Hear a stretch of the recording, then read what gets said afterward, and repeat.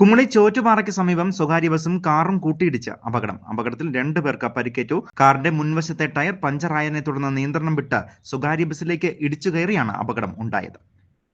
Rainbow news വാർത്തകൾ നിങ്ങൾക്കായി അവതരിപ്പിക്കുന്നത് സ്ത്രീ സൃഷ്ടികളിൽ ഏറ്റവും പരിശുദ്ധയായ ഒന്ന്. ആ പരിശുദ്ധിക്ക് നിറം കൂട്ടുന്ന ഒന്നാണ് അവരുടെ ആത്മവിശ്വാസം. അതിനാൽ ഞങ്ങൾ മനസ്സിലാക്കുന്നു, നിങ്ങൾ അർഹിക്കുന്നു KG's ജ്വല്ലറിയുടെ അതുല്യമായ ആഭരണങ്ങൾ. KG's ജ്വല്ലറി, കോട്ടയം കട, സിൻസ് 1950. പരിശുദ്ധ സ്വർണം വിശ്വസ്ത കരങ്ങളിലൂടെ. ആ ഷോപ്സ് കട്ടപ്പന, ചെറുതോണി, അടിമാലി, നെടുങ്കണ്ടം, രാജാക്ക. ചൊവ്വാഴ്ച ഉച്ചയോടുകൂടിയാണ് അപകടം ഉണ്ടാകുന്നത്. തൊടുപുഴയിൽ നിന്നും കുമളിയിലേക്ക് വരികയായിരുന്ന കാറും കുമളിയിൽ നിന്നും ഏലപ്പാറയിലേക്ക് പോവുകയായിരുന്ന സ്വകാര്യ ബസും തമ്മിലാണ് കൂട്ടിയിടിച്ചത്. കാറിൽ സഞ്ചരിച്ചിരുന്ന തൊടുപുഴ സ്വദേശികളായ സുബൈർ, ആമിൻ ഫാസിൻ എന്നിവർക്കാണ് പരിക്കേറ്റത്.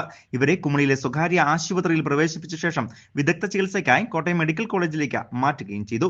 തൊടുപുഴയിൽ നിന്നും വരികയായിരുന്ന ഒരു കുടുംബത്തിലെ 4 അംഗം സഞ്ചരിച്ചിരുന്ന കാർ ചോറ്റുപാറയ്ക്ക് സമീപം എത്തിയപ്പോൾ കാറിന്റെ മുൻവശത്തെ ടയർ പഞ്ചറാവുകയും എതിർദിശയിൽ വരികയായിരുന്ന സ്വകാര്യ ബസിലേക്ക് ഇടിച്ചു കയറിയാണ് അപകടമുണ്ടായത്. അപകടത്തെ തുടർന്ന് ദേശീയപാതയിൽ അരമണിക്കൂറോളം ഗതാഗതം തടസ്സപ്പെട്ടു.